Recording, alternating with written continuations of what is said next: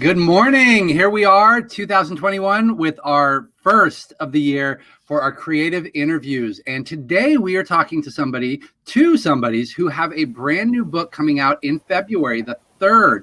So we're going to have it here in the shop. And if you're not right here in Sacramento, I have a way for you to talk to your retailer and make sure you can get it.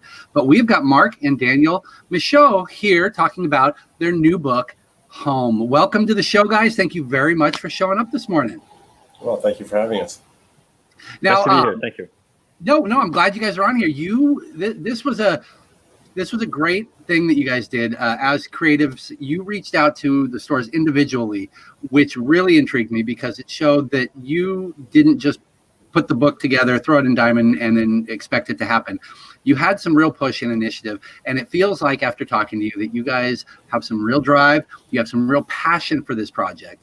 And from what I understand, it goes back quite a ways on this particular work, right?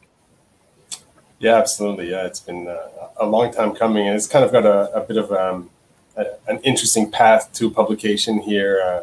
I would say the book was kind of finished about 5 years ago, and I was living in Malaysia at the time. And just before moving back to Canada, I met a publisher of independent comic books in Malaysia who offered to publish the book over there. So the book actually exists. This is it here, a Malaysian edition of the book.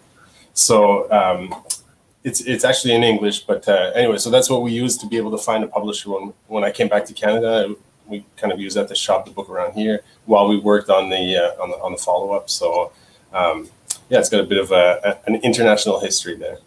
So then, so they actually published it and put it out in Malaysia? Yeah, only in the Malaysia/Singapore market. Yeah. That's kind of interesting, actually. Then my question is, so how did they find you to want to publish this thing?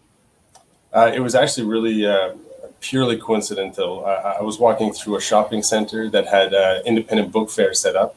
And so I just naturally was interested, walked through all the booths. And when I got to one booth that was publishing comics, of course, I perked up. It's not really a comic book market the same way that Korea or Japan are necessarily. So I was really kind of surprised to see it.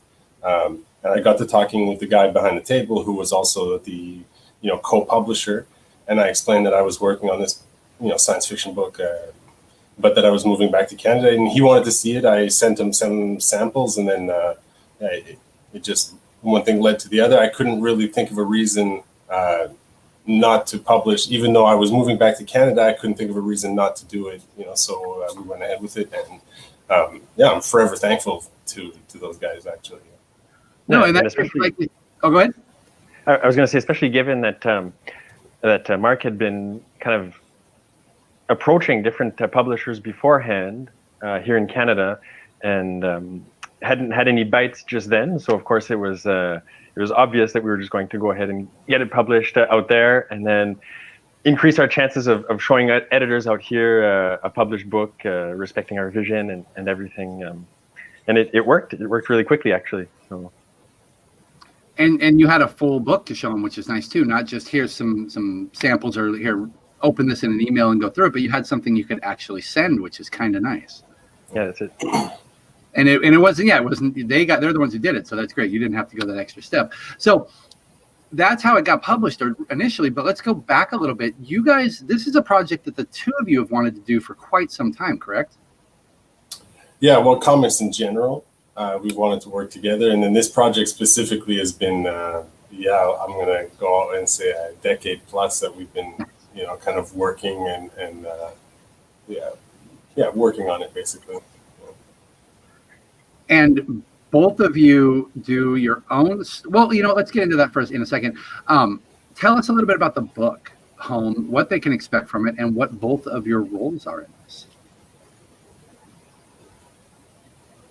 Okay, well, I'll go first. So the first book is predominantly mine. That will change in the follow-ups. But in the first book, you'll get 85 pages of story that's done by me, and then you'll get a 15-page kind of a sampler, almost a preview of what's to come from Daniel. And the story is science fiction, but on a much more personal level. Like the way that I kind of describe it is Star Trek meets Little House on the Prairies. It's got a rural feel. The stories are scaled down to a human level rather than like intergalactic war or anything like this. So that's to give you an idea.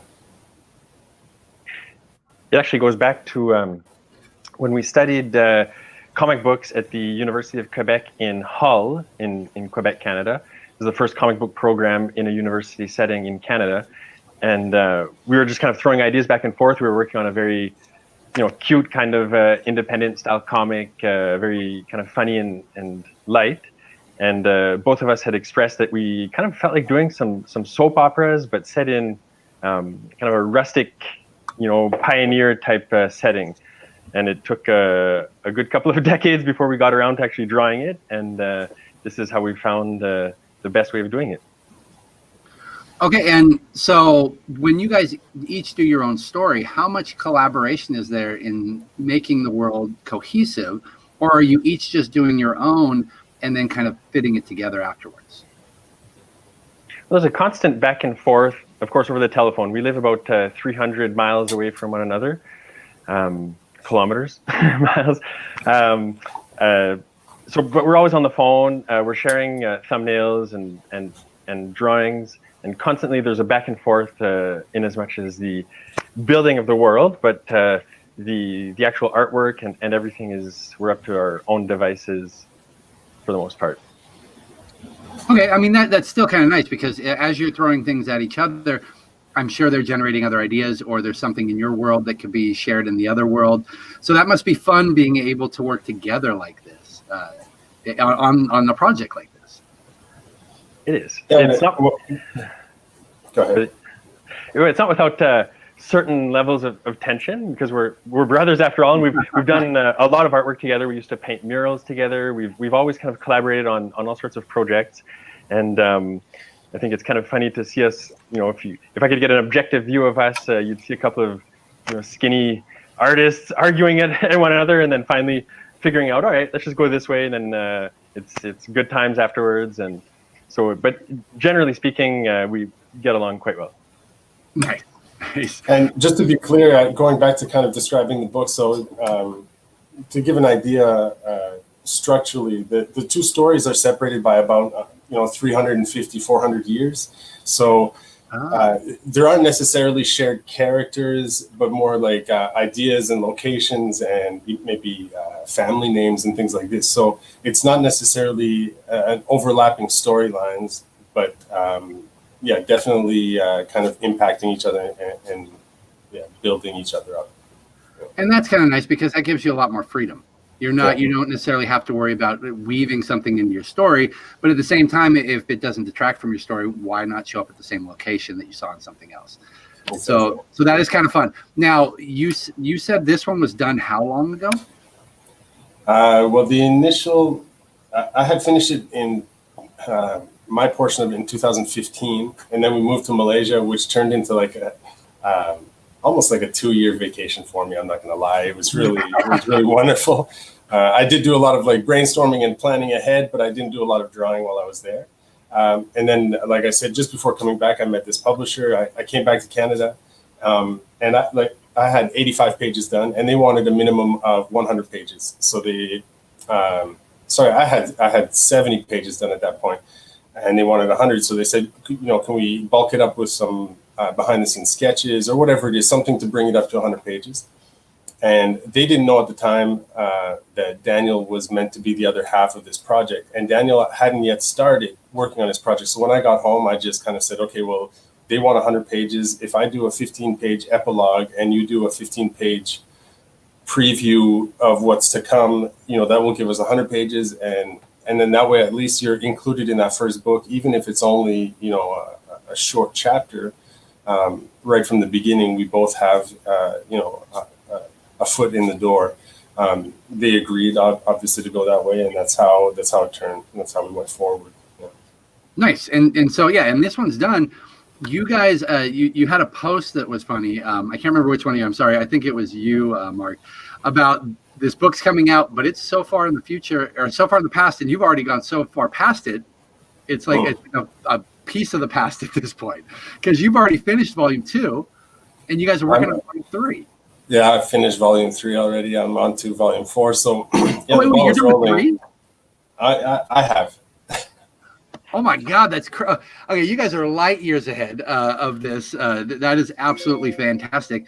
God, that means there's going to be plenty to come. So the people who pick up volume 1 automatically know they've got 2 and 3 in the bag, with 4 being worked on.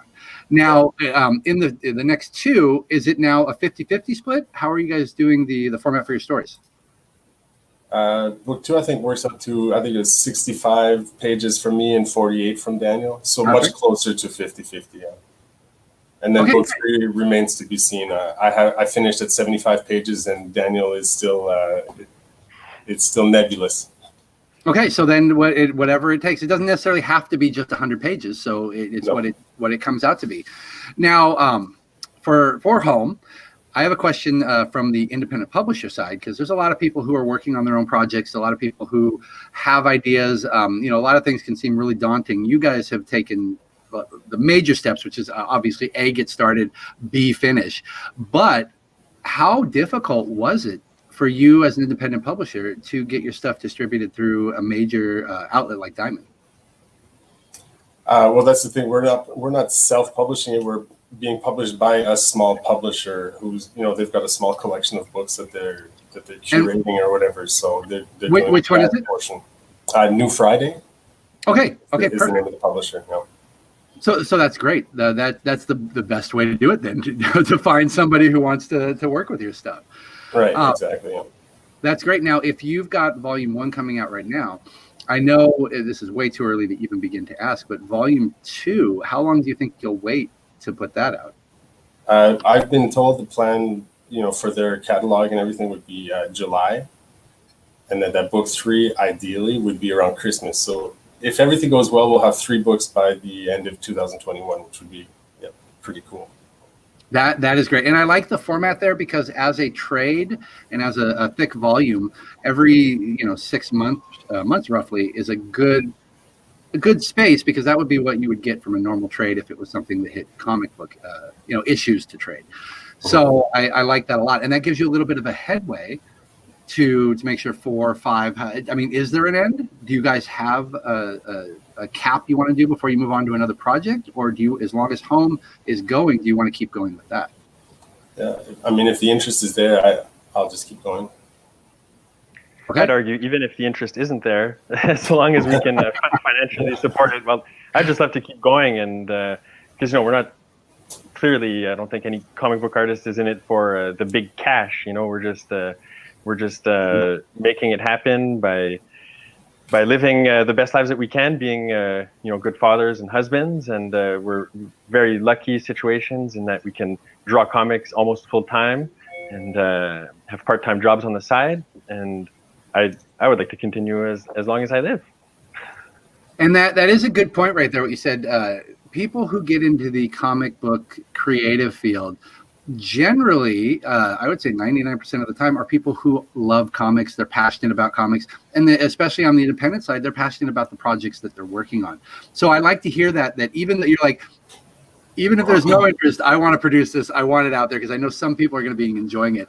Now, how have you already gotten some people who have read it, who have responded to you? I mean, how does that feel? It's got to feel really great to have other people read your books.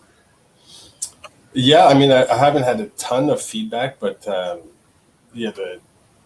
feedback that we've gotten has been good.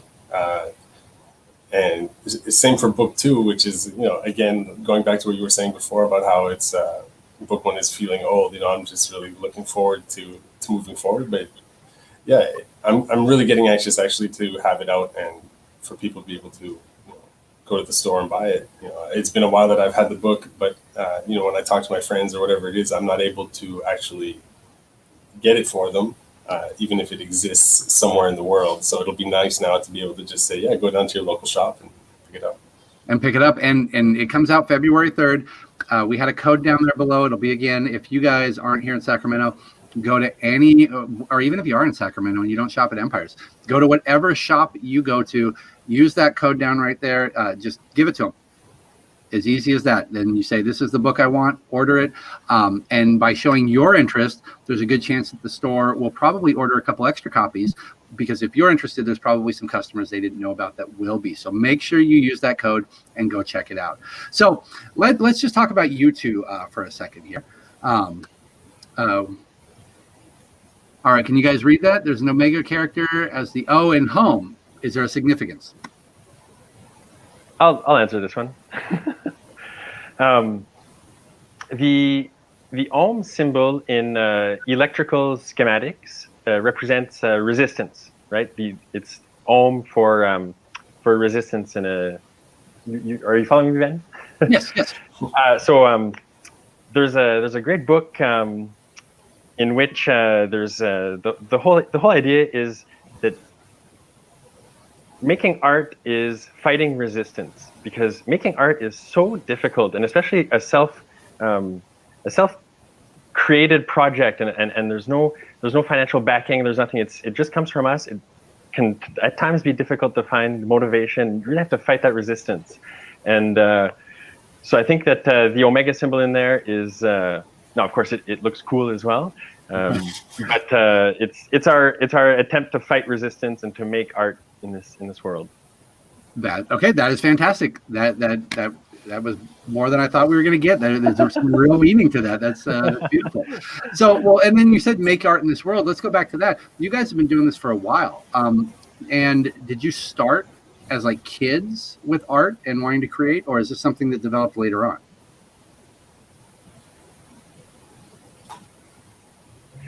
What's that? Yeah, well, I would say that both of us have been drawing since childhood.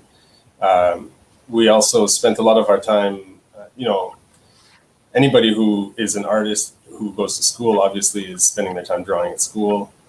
We also spent a lot of time at church, and we would be spending our time at church drawing. So it was just a constant, always drawing, copying, panels out of comics or whatever it was. So it's always kind of been there. Neither of us were really those kids that were making comics when we were kids. You'll read about people who stapled together comics of their own characters or whatever like that. But we were much more just kind of copying our favorites. We're really big into the image guys. So McFarlane, Lee, Liefeld, all those guys copying those comics and stuff. So it's kind of always been there. And then we both went into the kind of fine arts, painting in our college and university. And that's how we ended up painting murals and all those things. And then roundabout come back to comics later. Nice. Now, I see behind you, you've got some pages. Is there any way we can see one of those, or are those from upcoming stuff that we can't see? They're kind of like cover illustrations or potential cover illustrations for stuff that's coming up, so I can show that. Sure. Nice. This one there, and then another one over here.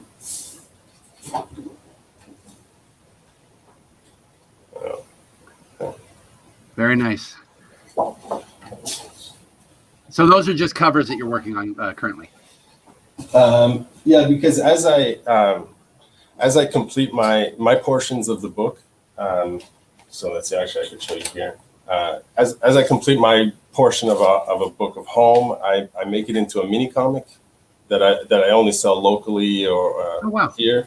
So my portion is R29. So this is like the mini comic version of book 3, for example. So there it is, book 3. So. Okay, and given normal circumstances, you would be hitting cons and things like that to get that out there. Local comic shops, of course. We've got another question from Cheryl. What past works influence your current visuals and stories? Let's start with you, Daniel. I'd say I'm very much, I really, really enjoy classics from the 1950s. And I know that that's probably the hardest to try to draw like, but I really appreciate Draftsman, Cullen or Star, or, from the 50s dailies. type drawings. Obviously, Alex Toth or Toth. I'm not sure how to pronounce that one. I always get mixed up. But of course, the most unattainable type of artists are the ones that inspire me the most. I mean, that's good. It always gives you something to strive for and to work for. And in a lot of those old classics like that, there was a lot of science fiction, so that must have weighed heavily on your influence as well. Not so much. I'll be really frank with you. Not yet, at least, because my setting is still very rustic. So I haven't got that many science fiction scenes just yet. It'll be coming. I mean, it's not like they have to be there. It's set in the future, but like you said, you already said it was more of a down to earth dealing with people, as opposed to spaceship battles and stuff like that. That's exactly it. Perfect. Well, what about you, Mark? What are your influences? Early on, there's a lot of the image stuff. I mean, it doesn't necessarily show in my artwork, I don't think. But I was really that first wave of image stuff really hit hard for me. I was buying everything that was coming out, and then later, especially once we moved to Quebec, I was exposed more to the European comics, and I would say that I'm artistically probably closer to the European style than anything that I can think of on a North American. The European stuff is great, and I can definitely understand why you'd want to get the influence from that for science fiction as well. Just because they've got it down, and this is a great time for that kind of stuff because through the 90s, 2000s, superheroes dominated, but the independent market now is absolutely ridiculous, and Image is alone putting out a ton of stuff that has brought a lot of attention to the European stuff. So there's been more offered, which means this is a great time for something like that, just because people are looking for something new like that. Right, and the European comics generally tend to be a little less bombastic than the North American, and that definitely speaks to what we're doing is less bombastic. Yeah. Well, that's great. Now they can go to their website and see what you have to offer. Now, if they're not near a comic book store that can bring it into them, is there a way for them to get the book through you guys? On our website, I will be selling them. I don't have them on hand yet, so I haven't officially put them up. I'm waiting for them to be actually physically on hand before I do that, but I will be selling them on our website. Because we're in Canada, I haven't worked out exactly the shipping to America. Within Canada, it's not bad, so I'm not too worried about that, but there will definitely be something worked out for it to be for sale on our website. Okay, that's perfect. But again, you can go to any comic shop and they can order it for you with the code that we've given you guys. So don't worry about it. If you want to get it, especially on February 3rd, contact your shop right now. Of course, let me know because we've got them coming in. And no, this is great, guys. I've really appreciated you joining us this morning. I have one more question that is extremely important. Which do you prefer, soft serve or traditional ice cream? Oh boy. I'm a soft serve guy, but vanilla, only vanilla. All right, Mark. I'm gonna have to say soft shell as well, but I really like it with the dipped shell. Sorry, soft serve with a shell, ideally with that crispy chocolate shell on it. Yeah. All right, as I told you, this was a very important question, and it was great to have you on for the very last time, since you've chosen wrong. No, thank you, guys. We really appreciate it. We're looking forward to the book. And guys, go check out their website. They can, of course, find you on all the social media. What should they look for? Arc29 Comic is my Twitter handle. For our Facebook, I never remember it, but our Facebook page is. I'm something of an intentional Luddite, so I haven't got that much social media presence right now. But I will be getting some, I guess, scans of drawings. People like seeing that, and sketches, perhaps. And perfect. And if you don't want to do your own, just put it all under the banner of home, and post a few things every once in a while. But I assume they can find it all right off of your website. Yeah, everything's there on the website is probably the easiest way to find this. Yeah. Then the one-stop shop for everybody. Thank you, you two. Thank you, Mark. Thank you, Daniel. It was really nice to meet you. Nice to talk to you. I'm looking forward to your book on the 3rd. I wish you the most success. Please keep in touch with me, and let us know how number 2 is going, number 3, and we will definitely get it in the shop. I can't wait to go see you in Sacramento. Yes. I'd love it. We'll let you know too. The week of the 3rd, we will definitely let people know that it's there and that they should come check it out and pick it up. So, guys, again, if you're not in Sacramento, I can't stress it enough. That code we gave you, go to your retailer, tell them you want home, tell them to order it for you, and put it in your box and enjoy the book. All right, guys, I will see you in the shop, and you two, the best of luck to everything you have going on. All right.